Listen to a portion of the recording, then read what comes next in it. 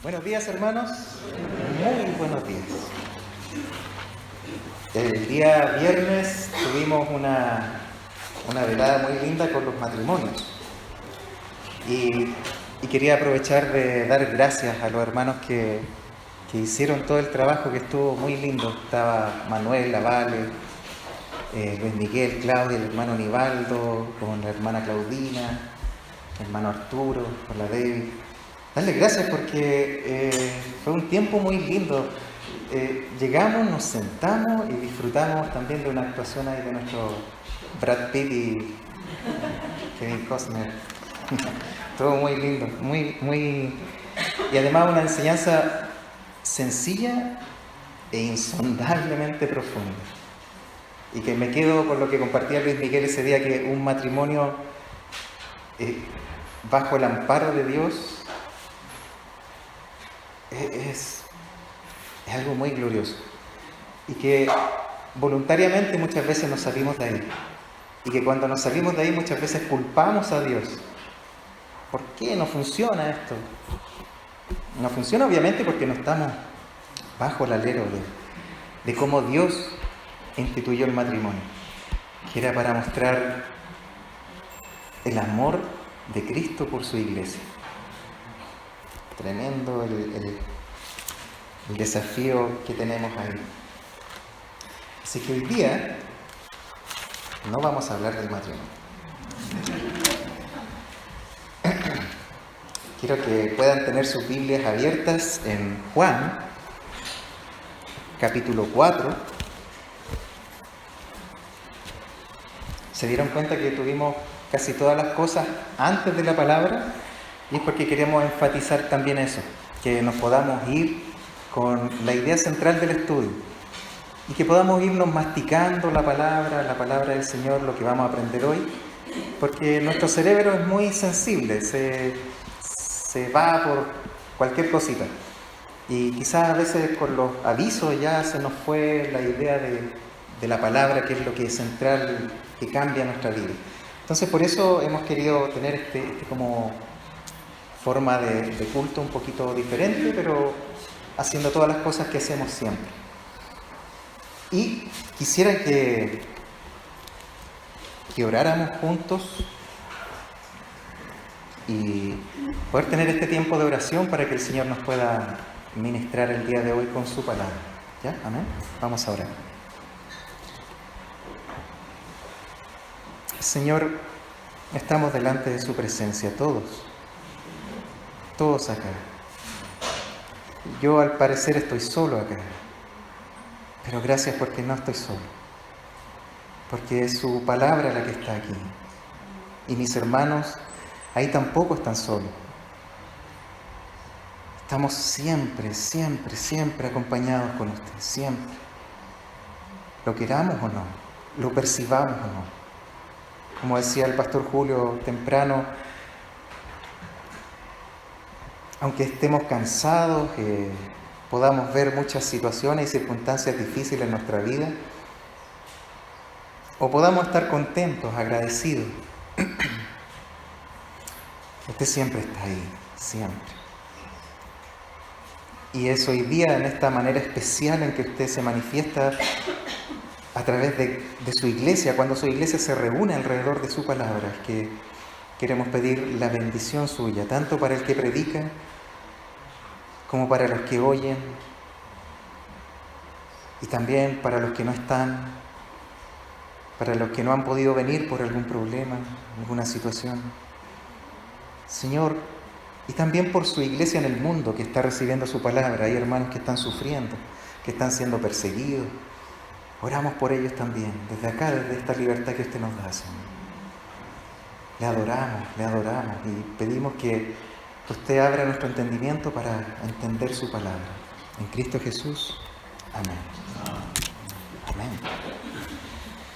Bien, hemos visto ya alrededor de, como 5 domingos, ¿cierto? Esta serie en el Evangelio de Juan, en donde Luis Miguel también nos explicaba un poco el flujo de pensamiento de Juan, de cómo él quería dar a entender a su auditorio lo que él quería explicar acerca de Cristo. Y es hermoso porque hemos visto el Verbo de Dios, el Cordero de Dios, el Templo de Dios y la luz de Dios la semana pasada. Y son figuras que nosotros humanamente podemos entender. Entonces es lindo que Juan está con la idea de presentarnos a Cristo de la manera más comprensible posible. El Verbo, ellos lo entendían claramente, los judíos, los griegos. El Cordero, los judíos lo entendían claramente. El templo, más que claro, la luz de Dios. Toda la deidad de Dios en formas y figuras que podamos comprender. ¿Cierto? Lo triste es que, como dice en Juan 1:5, si yo me tiro un poquito para atrás, dice ese versículo: la luz en las tinieblas resplandece y las tinieblas no prevalecieron contra ella. Pero quizás ahí la versión de las Américas es un poquito más acertada en que las tinieblas no prevalecieron contra ella, lo traduce como las tinieblas no la comprendieron. Entonces, ¿qué hizo las tinieblas? Al Verbo lo callaron, al Cordero lo crucificaron, al templo lo destruyeron y a la luz la enterraron en una tumba. Pero Dios, ese pero Dios es maravilloso. Pero Dios, mira todo lo que hizo. La tumba no pudo retener su luz. Él pasó a ser el templo eterno. La cruz ahora no era un símbolo de muerte y de derrota, era un símbolo de victoria sobre la muerte, sobre el pecado. Y el Verbo, su palabra, salió por todo el mundo diciendo a los cuatro vientos: Jesús es el Cristo. Y eso es lo que vamos a ver hoy día, ese título: Jesús es el Cristo. Y lo cantamos, le hablamos a Cristo, a Jesús como Jesucristo, Cristo. Pero la pregunta, hermanos, ¿entendemos qué significa ese título, Cristo? Que tantas veces lo hablamos, lo decimos, oramos en nombre de Cristo, pero ¿entendemos qué significa Cristo? A veces en esta dinámica de ser creyente, de ser cristiano, empezamos a hablar en cristianés, digo yo. Y hablamos de Cristo, ¿cierto? De Jesucristo, el Cordero, la propiciación. Pero a veces no tenemos idea, la verdad, de qué significa eso. ¿Qué significa Cristo? ¿Qué significa que Él haya asumido ese título de Cristo? Y es lo que, por la gracia de Dios, a ver si podemos desarrollar este tema, para poder entenderlo. Ahora, cuando oremos en nombre de Cristo, ¿en nombre de quién estamos orando? ¿En nombre de quién? ¿A quién le estamos presentando a las personas? A Cristo. ¿Quién es Cristo? ¿Y qué es Cristo? ¿Qué significa Cristo? Y esto se desarrolla en este encuentro que tiene Juan con una mujer samaritana. Qué lindo eso, qué extraordinario que no se lo fue a decir primero a los fariseos, a la crème de la crème teológica que había en ese tiempo, que era en Jerusalén, a las escuelas rabínicas que habían ahí, y que se suponía que estaban esperando a su Mesías, al Cristo. No, se lo revela a una samaritana, a una mujer que ya tenía 5 maridos, y había tenido 5 maridos, y con el que estaba ahora no era ni siquiera su marido. Sin duda que nosotros no hubiéramos hecho eso. Aparte que con los samaritanos había una rivalidad constante.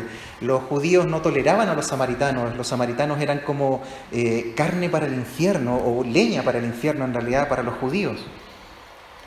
Por eso es tan dramática la parábola del buen samaritano, porque en ese tiempo no los toleraban. Los samaritanos, siglos antes, habían sido una mezcla, cuando los asirios, si no me equivoco, invadieron el reino de Israel, y después lo invadieron y lo mezclaron a los judíos, a los israelitas con otras naciones. Entonces se forma una mezcla que los judíos más celosos, esto es una mezcla no, como que perdimos nuestra identidad judía. Y ellos tenían su propio monte donde adoraban, su propio lugar donde adoraban, porque así se fue permeando lamentablemente el conocimiento de Dios. Entonces, donde llega Cristo en ese tiempo, llega un tiempo donde los judíos samaritanos no se podían ver. Era extraño que un judío le hablara a un samaritano. No era permitido. Mira, si me acompañan ahí al capítulo 4, Jesús dice que se quiere alejar de Jerusalén porque estaban empezando a haber murmuraciones entre el bautismo que hacían sus discípulos y el bautismo de Juan. Entonces dijo, vámonos mejor. Y se devuelven de Jerusalén a Galilea. Y los judíos por lo general hacían el quite a pasar por Samaria. Y pasaban por el ladito, por Decápolis, se iban por, si ustedes ven un mapa. Y se iban por el lado, bordeando ahí Samaria. No querían pasar por Samaria. Era más largo el viaje. Pero Jesús dice que no, que le era necesario pasar por Samaria. Mira qué lindo. Entonces llega, me imagino que los discípulos así como, por Samaria. Y pasaron. Y se detiene Jesús en un pozo, que era un pozo que antiguamente Jacob había abierto, y se encuentra con esta mujer samaritana, a la cual le dice, dame de beber. La mujer se extraña, dice, ¿cómo tú siendo judío me pides a mí de beber que soy mujer samaritana? Y ahí dice, porque los judíos y samaritanos no se tratan entre sí. Y Jesús empieza una conversación y le dice, si tú conocieras al que te está pidiendo agua, tú le pedirías a él agua. Porque él te daría un agua que es para vida eterna. Y la mujer dice, pero ¿cómo? Si no tienen ni tarrito para sacarlo.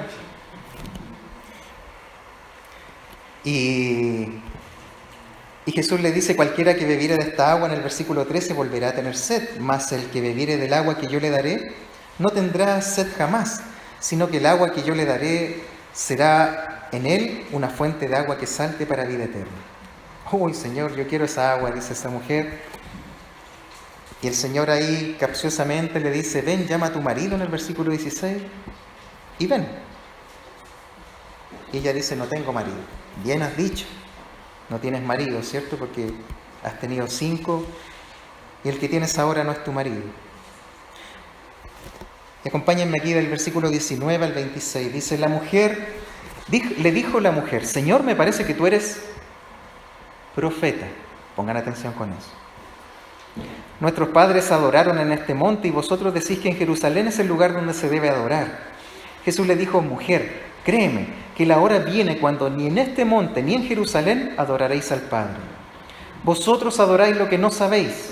Nosotros adoramos lo que sabemos, porque la salvación viene de los judíos. Mas la hora viene y ahora es cuando los verdaderos adoradores adorarán al Padre en espíritu y en verdad, porque también el Padre tales adoradores busca que le adoren. Dios es espíritu, y los que le adoran en espíritu y en verdad es necesario que le adoren. Le dijo la mujer, sé que ha de venir el Mesías, llamado el Cristo. Cuando Él venga nos declarará todas las cosas. Jesús le dijo, yo soy el que habla contigo. Este título es importante, es muy importante, ya que se repite más de 500 veces en el Nuevo Testamento. Lo enfatiza desde el nacimiento de Jesús, que Él es el Cristo. Si ustedes leen los evangelios o buscan en una concordancia, Cristo, Cristo, Cristo, desde el nacimiento, desde su aparición, desde su inicio del ministerio. Pero ¿qué significa Cristo? Su definición tanto griega como hebrea, en hebrea es Mesías, pero significan lo mismo. Definición de ungido, por excelencia aquel en quien reposa plenamente el Espíritu del Señor. Esa es la definición de el ungido. Ahora, ¿cuál es la función de ese ungido que esperaban los judíos? ¿A quién esperaban los judíos al esperar a un Mesías, al esperar a este Cristo? Y se lo preguntaron ellos, cuando aparece Juan el Bautista, le dicen al tiro, ¿tú eres el Cristo? No, yo no soy. Dice, el primer rol del ungido de Jehová es el primer rol de autoridad que Dios instaura entre los hombres, y es el rol de profeta. Ahora vamos a ir viendo cuáles son estos roles del Mesías. Profeta. ¿Qué significa que Él era el Cristo? Lo primero es el profeta. Un rol de profeta, porque es un hombre que está investido del Espíritu de Dios para hablar de parte de Dios a los hombres. Esa es la función del profeta, hablar de parte de Dios a los hombres. El Señor, así dice Jehová, ¿se acuerdan? Así dicen casi siempre los profetas. Se levantaba un profeta en Israel y decía, así dice Jehová. ¡Tum! Mensaje. Y para poder hacer eso tenía que estar lleno del Espíritu de Dios. De hecho, uno de los primeros profetas, ¿quién fue? ¿Quién sabe?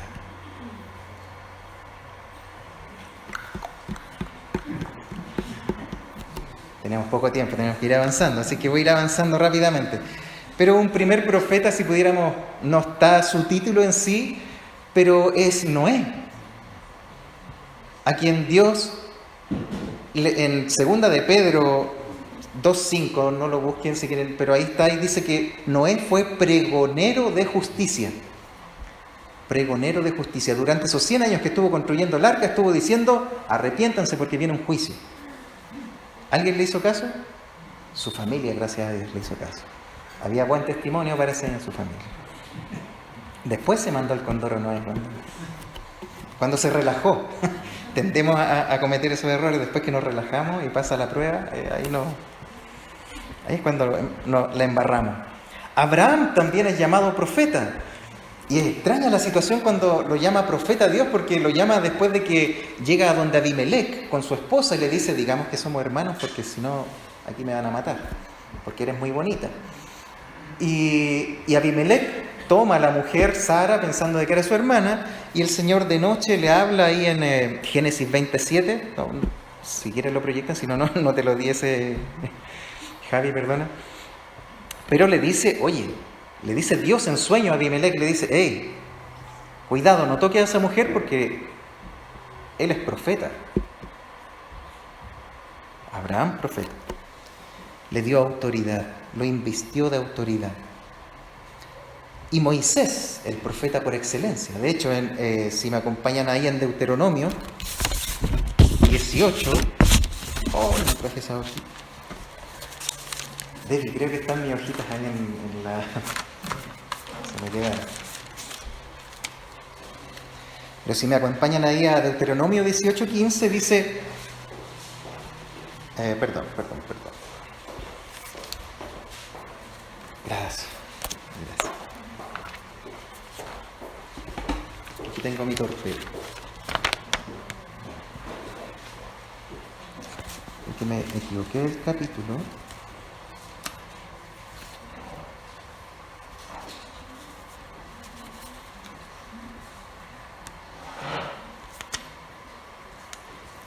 Perdón, sí, está bien. Deuteronomio 18:15 dice, profeta de en medio de ti, de tus hermanos, como yo, te levantará Jehová tu Dios, a él oiréis. Profeta les levantaré en el versículo 18. Profeta les levantaré de en medio de sus hermanos como tú, y pondré mis palabras en su boca, y él les hablará todo lo que yo le mandare. Y en el capítulo 34 de Deuteronomio, versículo 10, dice, y nunca más se levantó profeta en Israel como Moisés, a quien haya conocido Jehová cara a cara. Esa labor de profeta es parte de este título, el Cristo. Era un hombre que se iba a levantar y que le iba a hablar al pueblo de parte de Dios a los hombres. Iba a estar ungido, el ungido. Por eso le preguntaron al tiro a Juan también, ¿tú eres el profeta?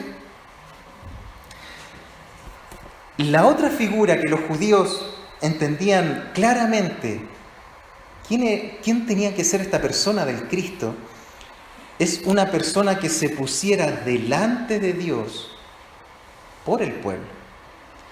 Porque a esta persona también se le ungía con aceite, que era el símbolo del Espíritu Santo. Y esa persona es el sacerdote. Ya vimos profeta, ya vimos que también esta persona, vamos a ver, tenía que cumplir la figura de sacerdote. Alguien que debía interceder por los hombres y ponerse frente a Dios. Esa es la otra figura que conlleva este título, el Cristo. Y ahí tenemos la figura de un Melquisedec, ¿cierto? En Génesis. Y Hebreos, el libro de Hebreos habla acerca de este Melquisedec, que dice rey de Salem, sacerdote del Dios Altísimo. Y era en el tiempo en que no habían sacerdotes, nada. En el tiempo de Abraham era este Melquisedec. Y en el libro de Hebreos ahí habla acerca de este sacerdote, que Cristo es sacerdote según la orden de Melquisedec. En el fondo tenía también otro título, rey. Y esta figura, Aarón, ¿cierto? Fue cuando lo investían como sacerdote, que le echaban el aceite y lo llenaban de aceite, pobrecito. Cómo quedaría su ropa y tenía que ser, pero era el simbolismo de que era ungido con el Espíritu Santo de Dios. Esa es la figura del Cristo, profeta para hablar al pueblo de parte de Dios y de sacerdote para ponerse delante de Dios en favor del pueblo. Ya vamos comprendiendo lo que significa el Cristo, pero hay una tercera figura además, que también tenía que ser ungida con aceite, que es símbolo del Espíritu Santo. Ungido, recuerden, en donde habita plenamente el Espíritu de Dios. Y esa figura es la figura de un rey. Ya tenemos profeta, sacerdote y la figura de un rey. El rey. Y es interesante porque el hombre es dado a buscar esta figura. Somos dados a buscar una figura humana que nos identifique. Fíjense que cuando Moisés está a punto de morir y le está diciendo al pueblo en Deuteronomio, le está diciendo, miren, les estoy recordando la ley. Porque ustedes son otra generación, la otra generación no creyó, murió en el desierto. Pero ustedes van a cruzar el Jordán y les tengo que recordar toda la ley, porque yo no voy a pasar. Me castigaron. No voy. Y les dice, es interesante porque 400 años antes de que Dios tuviera que levantar a Saúl como rey, primer rey de Israel, después a un David, después a un Salomón, y después se divide el pueblo y hay reyes por estos dos reinos. Dios le dice 400 años ahí antes en Deuteronomio 17, no lo vamos a leer entero, pero muy resumido, del versículo 14 en adelante le dice, mira, en un momento el pueblo va a pedir rey y le vas a tener que dar un rey. Les voy a dar un rey, pero conforme a mi corazón. No, que no tenga muchos caballos, que no tenga muchas riquezas, que no tenga muchas mujeres. Y lo principal es que escriba él de su mano la ley y que mediten la ley todos los días de su vida. Esas eran las cláusulas que Dios pone si querían poner un rey sobre ellos. Y de hecho, cuando en primera de Samuel tiene que buscar un rey, porque el pueblo le pide rey, dice que a Dios no le gustó esta idea del pueblo, pero, ¿ok? ¿Y qué pasó con el rey? ¿Qué pasó con el primer rey, Saúl? ¿Fue el mejor ejemplo? No, no fue el mejor ejemplo. ¿David fue el mejor ejemplo? Tampoco. ¿Salomón fue el mejor ejemplo? Tampoco.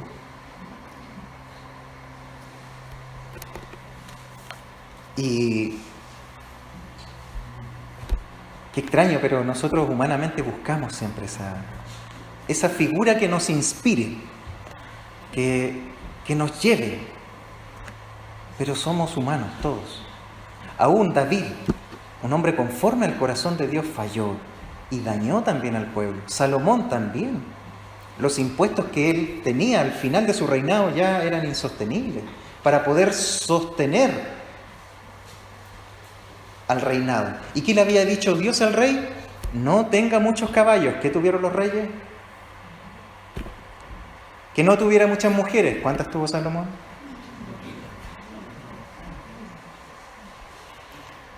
Que se hiciera su ley con la mano, la escribiera y meditara en ella todos los días. Empezaron a descansar en David, en un Natán, Salomón, me imagino que en el cuerpo de sacerdote. ¿Y qué pasó con la ley? La ley de Dios. Es riesgosa esa figura. Pero sí Cristo, Él sí dijo, yo soy el Rey. Y hay un salmo, no recuerdo ahora, pero dice, ¿quién es este Rey de gloria que viene? Porque no lo comprendieron, no lo conocieron. Venía montado en un burrito, no lo conocieron. 3 funciones en un solo hombre: profeta para hablar a los hombres de parte de Dios, sacerdote para hablar a Dios de parte de los hombres y rey para reinar como lo haría Dios en la tierra. En otras palabras, esta persona que estaban esperando los judíos, todas ellas Jesús las cumplió. Tenía conocimiento para hablar de parte de Dios, la palabra de Dios, como profeta, sí. Acompáñenme ahí en Juan, capítulo 2. Versículo 23.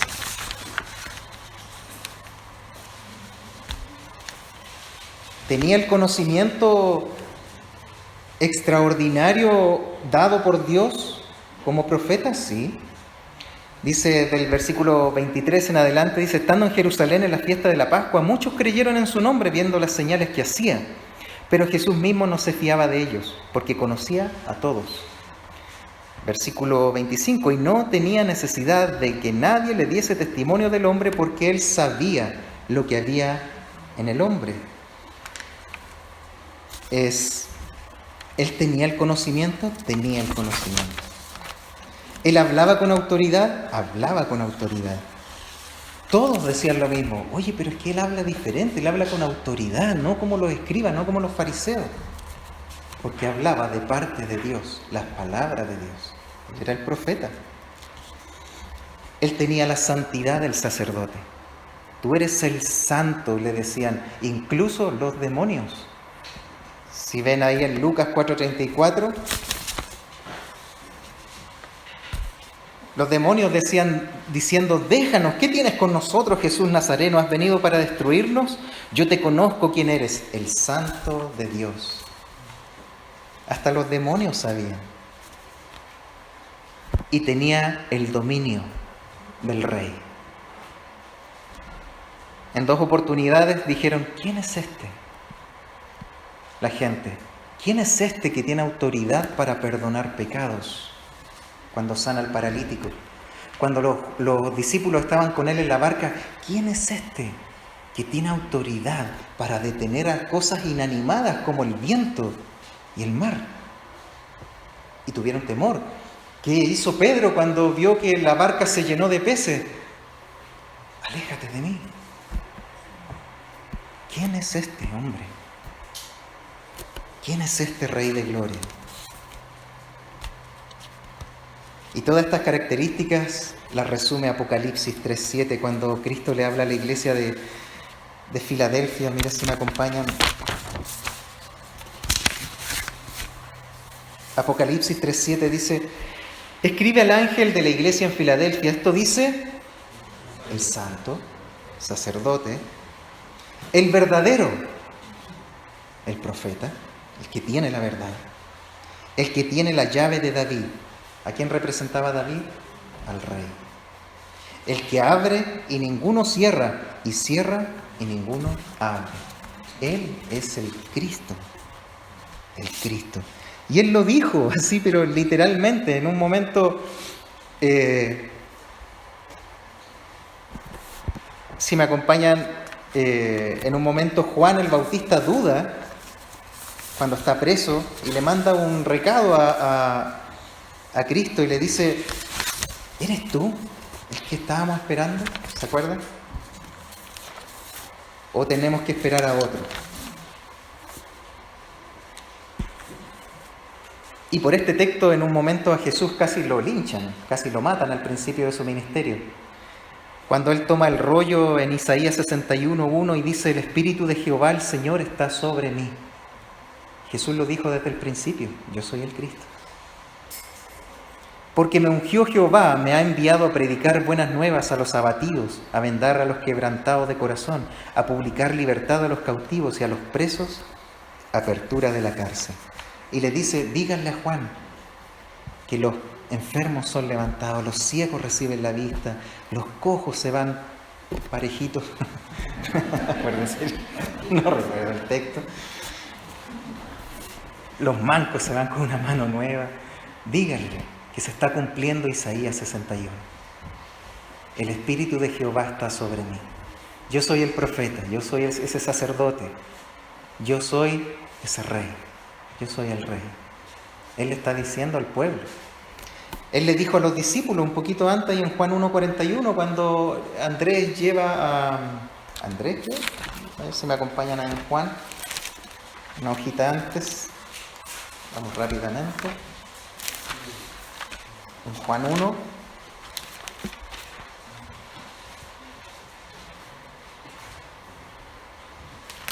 Versículo 41. Este halló primero a su hermano Simón y le dijo: hemos hallado al Mesías, que traducido es el Cristo. Desde el principio ya lo entendí. Después Natanael, ¿cierto? Viene esa experiencia que él dice: de la Florida va a salir algo bueno. Y dice: ¿y ahí? ¿Qué le dice el Señor? De Puente Alto va a salir algo bueno. De otra comuna. ¿Qué otra comuna vienen mis hermanos? San Bernardo va a salir algo bueno. De Macul, la Reina, uy, estamos. De Haití, hay un hermano de Haití que está por acá también, que nos está acompañando.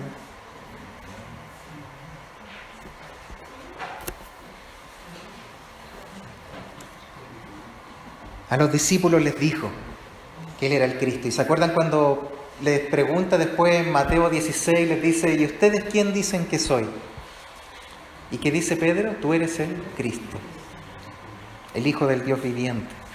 ¿Se dan cuenta de todo lo que había que reconocer cuando le estaban diciendo a Jesús el Cristo?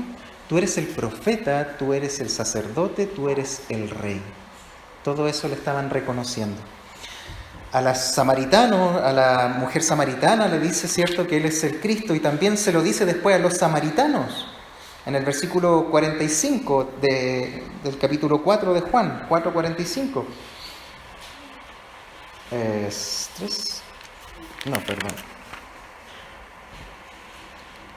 Perdón, Juan 4:25, me equivoco. 4:25 dice: le dijo a la mujer: sé que ha de venir...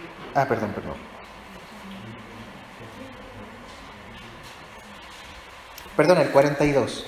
Y decían a la mujer, los samaritanos: ya no creemos solamente por tu dicho, porque nosotros mismos hemos oído y sabemos que verdaderamente este es el Salvador del mundo, el Cristo.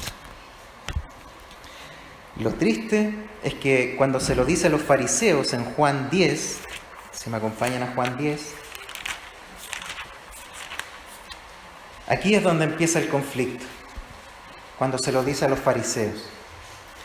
En Juan 10:24 en adelante dice: y le rodearon los judíos y le dijeron: ¿hasta cuándo nos turbarás el alma? Si tú eres el Cristo, dínoslo abiertamente. Ok, dijo Jesús, os lo he dicho y no creéis. Las obras que yo hago en nombre de mi Padre, ellas dan testimonio de mí, de que soy el profeta, soy el sacerdote, soy el rey.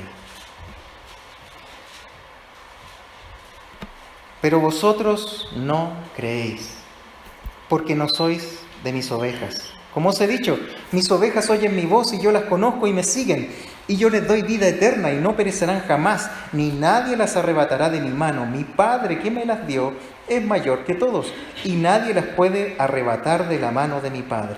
Yo y el Padre uno somos. Ahí está, el Cristo. Y lo quisieron apedrear.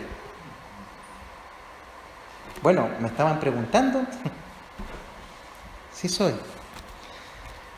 Lo triste es que con los años fue creciendo en el inconsciente de los judíos solamente uno de estos títulos. Ellos querían al rey. No querían al profeta, no querían al sacerdote, ellos querían solamente la figura de un rey. La figura del rey que los viniera a libertar, que los viniera a salvar de su situación triste en que estaban, que lo habían invadido los griegos, lo habían invadido los romanos ahora. Entonces ellos querían salir de ahí. No querían a un sacerdote. Para eso tenían el sistema religioso. No querían a un profeta. Porque no querían escuchar la verdad.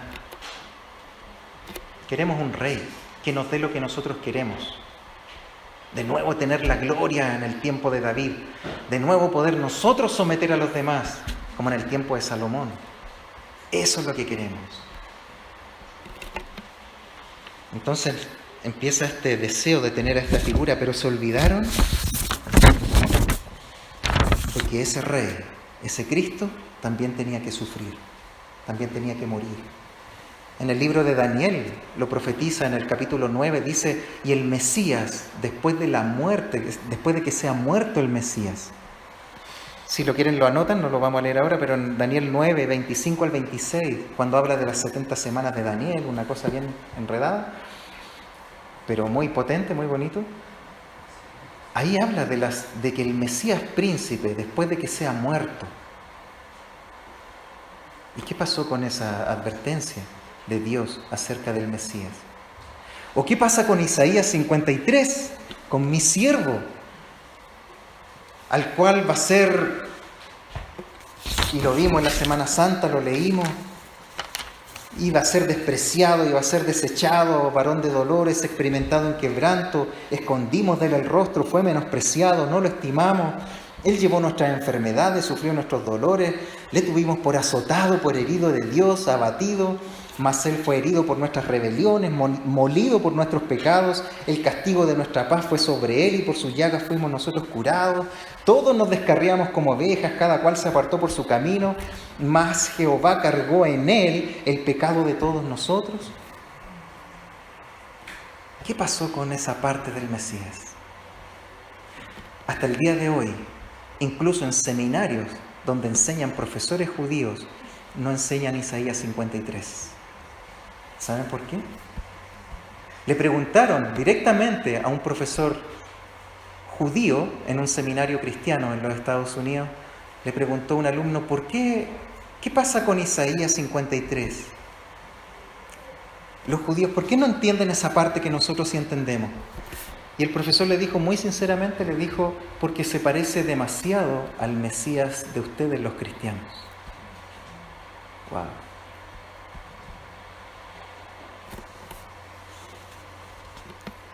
El problema es que se construyeron un Mesías de acuerdo a sus expectativas y no conforme a la palabra de Dios.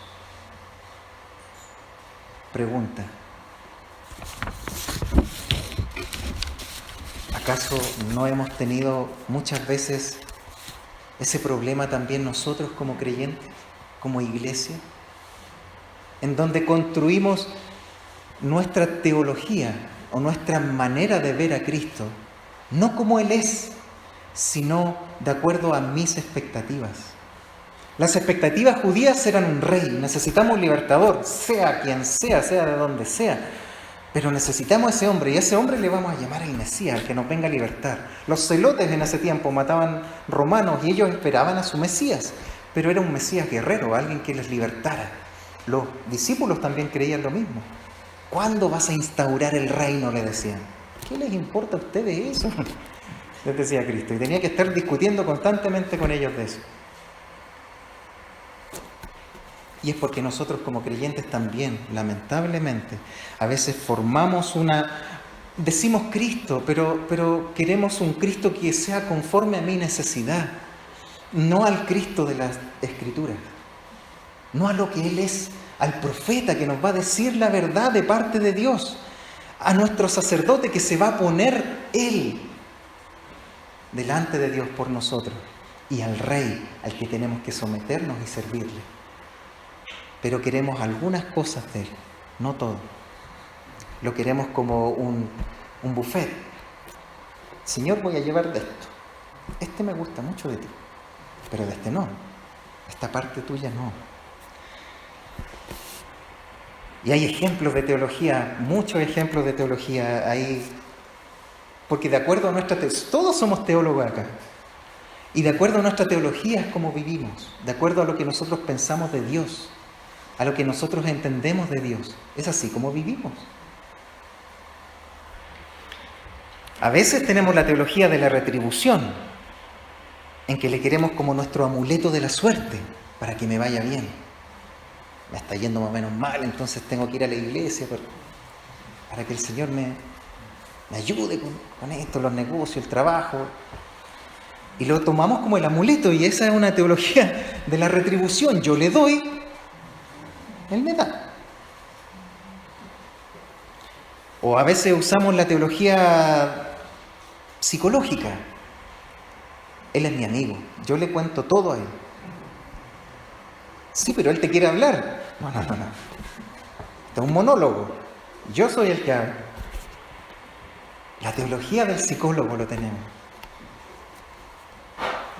Donde le contamos nuestros problemas, es nuestro amigo confidente. Esta teología es la que está más de moda hoy día y que llena iglesias. Es que yo doy para que Él me dé más. ¿Cómo se llama esa teología? La prosperidad, y la tenemos en los canales de televisión, la tenemos en mega iglesias llenas. ¡Qué horror! Esta teología es interesante, la teología utilitarista. Aquí. Por ejemplo, que traemos o venimos a la iglesia para que Él cambie a mi esposo o a mi esposa, para que Él cambie a mi hijo, para que Él cambie... No, si Él tiene que cambiarnos a nosotros por completo, a cada uno de nosotros. Yo tomo una mala decisión, por ejemplo, y quiero que Él me la corrija, pero que Él la corrija a esa mala decisión, no a mí. Esa es la teología utilitarista, en donde traemos nuestros errores, pero para que Él corrija los errores, pero no que me corrija a mí. Y ahí tenemos cientos de ejemplos. Tenemos la teología motivacional, en donde yo quiero que en la iglesia hagan actividades para que me hagan sentir útil, para que me motiven, para que otros vean lo que yo sé de Él. Motivacional, total. Una teología motivacional, en donde sea la motivación de nuestra teología, siéntase bien. Tampoco es para lo que vino Cristo. Esta es la teología legalista, en donde mi excusa es tomar a Cristo, pero para criticar a los demás. ¿Por qué no hacen lo que yo hago? ¿Por qué no se abstienen de lo que yo me abstengo? ¿Por qué no usan lo que yo uso? Y usamos y tenemos esa teología. Usamos a Cristo para en el fondo imponer mis convicciones propias. Tampoco. Hay otros que usan a Cristo como la vía de escape, una vía de escape de la realidad, que es la teología de la catarsis, en donde yo aquí vengo y suelto todo y me voy. Muchas teologías que hacemos y que formamos en nuestra mente de acuerdo a nuestras expectativas y no de acuerdo a Cristo, a lo que Él es. Cristo. Cuando decimos Cristo, Es muy potente ese nombre. Tenemos la otra teología, y así hay cientos en realidad, la de los líderes que usan el púlpito o la iglesia como trampolín para hacerse famosos, para obtener recursos, para trasquilar a las ovejas y para demostrar su orgullo, lo que saben, lo que no saben. Esa es la teología del ungido del Señor, al cual no le pueden decir nada, porque es el ungido. ¿Cómo que el ungido? ¿Quién es el ungido? Es Cristo el ungido. Él es el Mesías. Él es el Cristo. Él es el Señor. Y así formamos muchas teologías. Y esta teología que formamos en la última es la teología del control. Y aquí me quiero detener un poquito porque aquí Dios me quebrantó a mí en lo personal. Durante esta semana tuve una semana bien complicada en lo personal, con hartas cosas que estamos haciendo ahora que involucra el hecho de estar en los ancianos. Y además por unos estudios tuve que hacer un trabajo, molesté a algunos hermanos por ahí para que me llenaran una encuesta, que les agradezco.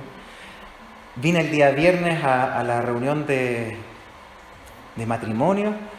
El jueves no pude venir a la oración por terminar ese trabajo, vine a la reunión de matrimonio, nos tuvimos que ir con mi esposa para terminar ese trabajo, poder enviarlo, tenía de plazo hasta el día viernes. Y el día viernes como a las 12 de la noche, a punto de mandar el trabajo,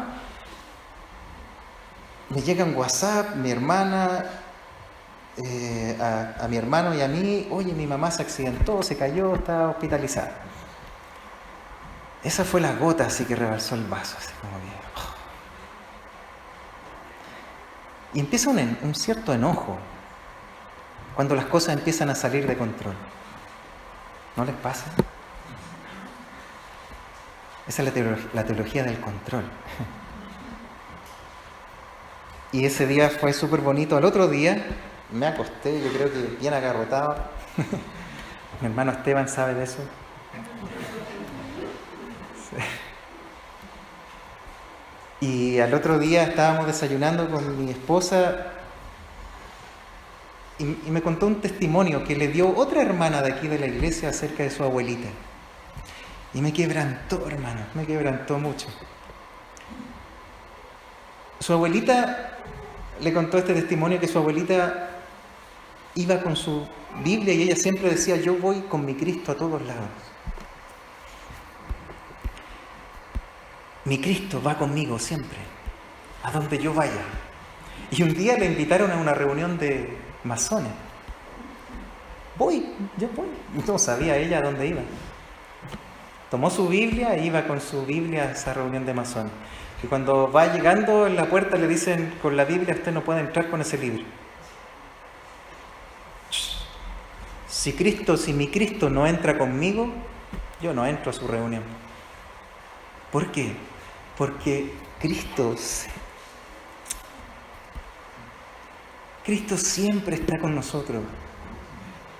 Él es el profeta que nos dice la verdad, es el sacerdote que se pone en el lugar nuestro y es el rey a quien debemos servir. Y ese rey no solamente es el rey, no solamente es el sacerdote, no solamente es el profeta, sino que también fue el cordero que se puso en el lugar del sacrificio por ti y por mí. Y Él siempre está contigo. Siempre. Nunca estás solo. No te inventes teologías. No sirven. Ni la teología del control. Aunque todo se salga de control, Él está contigo. Él está conmigo. Aunque todo se salga de control. Tendemos a tener esa teología. Ok, no tenemos la de la teología de la prosperidad, de la psicología, de la utilitarista, pero sí tenemos mucho la del control. Ahí queremos siempre no perder el control. Pablo lo entendió de una manera. Él dijo: sé vivir en abundancia, sé vivir en escasez. No porque me jacte de eso, sino porque todo lo puedo en Cristo. Cristo, su título, que me fortalece. No porque yo sea bueno en eso, sino porque todo lo puedo en Él, que me fortalece. Porque Él es el profeta, Él es el sacerdote, Él es el rey.